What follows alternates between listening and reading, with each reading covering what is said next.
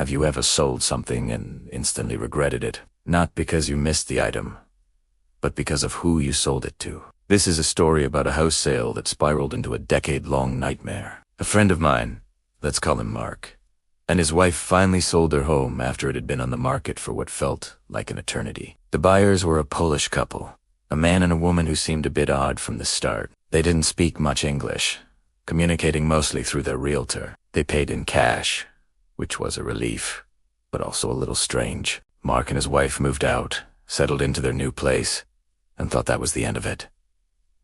They were wrong. A few months later, Mark got a call from his old neighbor. The neighbor sounded worried. He said he'd seen the Polish man from the old house, the new owner, lurking around Mark's new neighborhood. Mark brushed it off as a coincidence. But then it happened again, and again. The sightings became more frequent, more unsettling. The Polish man wasn't just in the neighborhood. He was watching Mark's house. He'd park his car down the street for hours, just staring. Mark started to feel a note of anxiety tighten in his stomach. This wasn't a coincidence. This was something else. The stalking escalated. One day, Mark was driving home from work when a car deliberately slammed into his side. It wasn't a major accident, but it was violent and intentional. When Mark looked over, he saw the Polish man behind the wheel, his face a mask of cold fury. Before Mark could even react, the man sped off. Mark called the police, but without a license plate, there wasn't much they could do. The fear was no longer a knot. It was a constant, suffocating presence. Mark started varying his routes home, leaving work at different times, but the feeling of being watched never went away. Then came the break-ins, or what looked like break-ins. Mark and his wife would come home to find a window smashed or a door pried open, but nothing was ever stolen. It was pure psychological warfare. The police were called repeatedly. Reports were filed, but the perpetrator was never caught. It was clear who was doing it, but there was no proof. It was the Polish man's way of saying, "I can get to you whenever I want." The message was received, loud and clear. Mark's home, once a sanctuary, now felt like a prison where the walls were closing in. The campaign of terror continued, each incident more brazen than the last. One evening, Mark's car, parked in his own driveway, was completely totaled. Someone had taken a sledgehammer to it, smashing every window, denting every panel. It was an act of pure, unadulterated rage. This time, a neighbor saw it happen. They described the man, and the description matched the Polish buyer perfectly. But again, with no concrete identification, the police were Mark felt helpless, trapped in a cycle of fear and intimidation with no end in sight. His life began to unravel. He was constantly on edge, jumping at every sound. Sleep offered no escape, as his nights were filled with nightmares. His wife was terrified, and their relationship, once a source of strength, was now strained to the breaking point.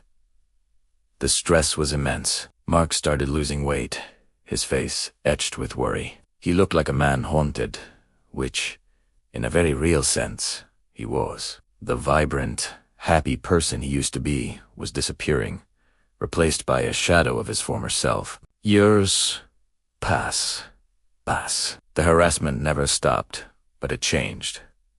It became more subtle, more insidious. A flat tire here, a dead animal on the doorstep there. Little reminders that he was still being watched. The constant, low-level stress was eroding him, day by day. He became a recluse, afraid to leave his house, yet terrified within it. His world had shrunk to the size of his fear. The police were sympathetic but offered little help. It was a civil matter, they said.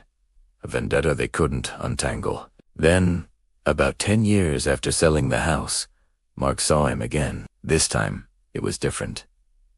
Mark was at a local mall when he spotted the Polish man, but the man he saw was a broken version of the one he remembered. He was being pushed in a wheelchair by his wife. He looked battered, bruised, and absolutely terrified. His eyes, once filled with rage, were now wide with fear. He was gaunt, and his body was covered in what looked like old and new injuries. He flinched every time his wife spoke to him in a low, guttural tone. The roles had been reversed.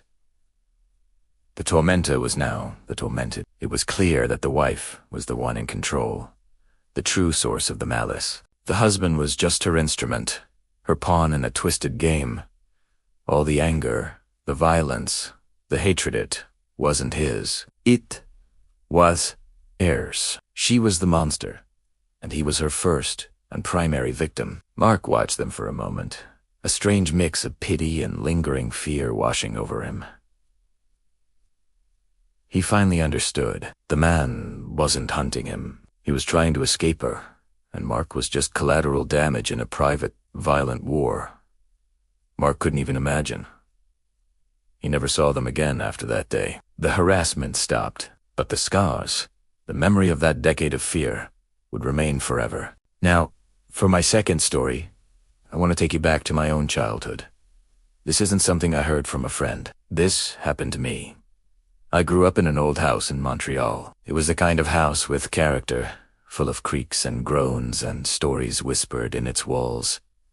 My bedroom was my sanctuary. It had a big, built-in bookshelf that covered almost an entire wall. As a kid who loved to read, it was my favorite feature. I spent countless hours there, lost in other worlds. Little did I know, someone else was in my world, watching me from the other side of that very wall. The feeling of being watched started subtly. It was a prickle on the back of my neck, a sense that I wasn't alone, even when I was the only one in the room. I'd be reading a book or doing homework, and I'd get this sudden, overwhelming urge to look over my shoulder.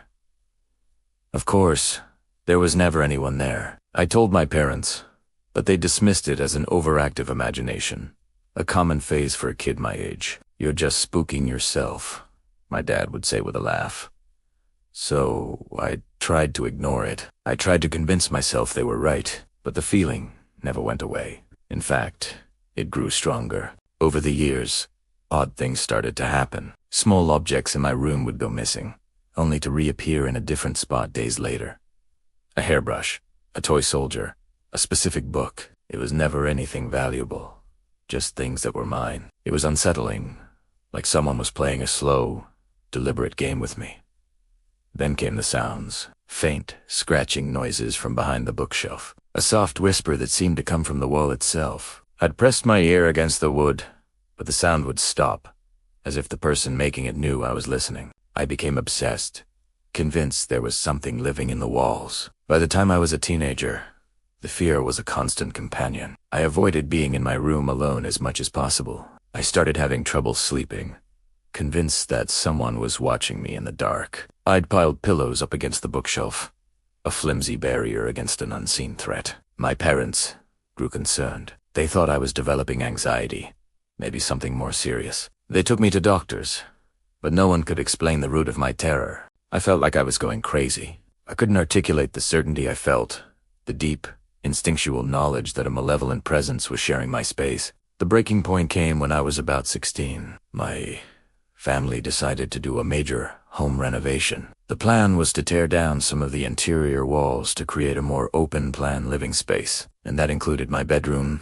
the one with the bookshelf. I felt a strange mix of terror and relief. The day the construction crew arrived, I couldn't stay in the house. The thought of what they might find was too much to bear. I went to a friend's house, my stomach in knots the entire day. My dad called me that afternoon. His voice was strange, strained. "You need to come home," he said. When I got back, the house was swarming with police cars. My heart pounded in my chest. The construction workers had torn down the bookshelf and the wall behind it, and they found it. A hidden crawl space, a tiny, cramped area squeezed between the walls. And inside, it was like a twisted little nest. There was a dirty mattress, empty food wrappers, bottles of water, and a bucket that had been used as a toilet. It was a makeshift home. Someone had been living in my walls. The most chilling discovery was a small, perfectly drilled peephole in the back of the bookshelf.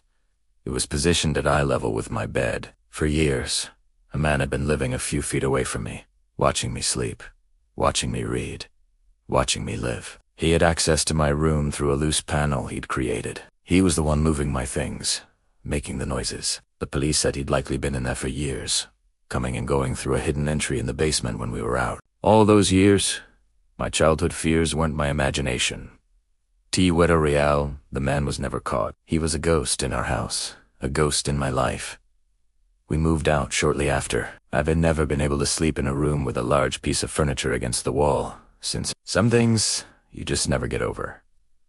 Thanks for listening. If you have a story that still haunts you, I'd love to hear it in the comments. Don't forget to like and subscribe for more true stories. Stay safe out there.